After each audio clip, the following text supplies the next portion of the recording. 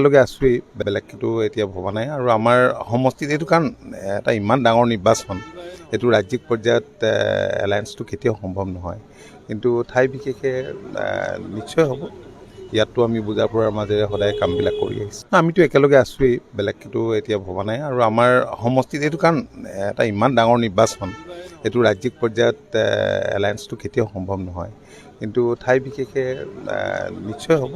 আমিতো একেলগে আছোঁৱেই, বেলেগ কিন্তু এতিয়া ভবা নাই। আৰু আমাৰ সমষ্টিত এইটো কাৰণ এটা ইমান ডাঙৰ নিৰ্বাচন, এইটো ৰাজ্যিক পৰ্যায়ত এলায়েন্সটো কেতিয়াও সম্ভৱ নহয়।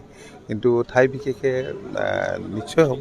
আমিতো একেলগে আছোঁৱেই, বেলেগ কিন্তু এতিয়া ভবা নাই। আৰু আমাৰ সমষ্টিত এইটো কাৰণ এটা ইমান ডাঙৰ নিৰ্বাচন, এইটো ৰাজ্যিক পৰ্যায়ত এলায়েন্সটো কেতিয়াও সম্ভৱ নহয়। কিন্তু ঠাই বিশেষে নিশ্চয় হ'ব। ইয়াততো আমি বুজাৰ পৰাৰ মাজেৰে সদায় কামবিলাক কৰি আহিছোঁ।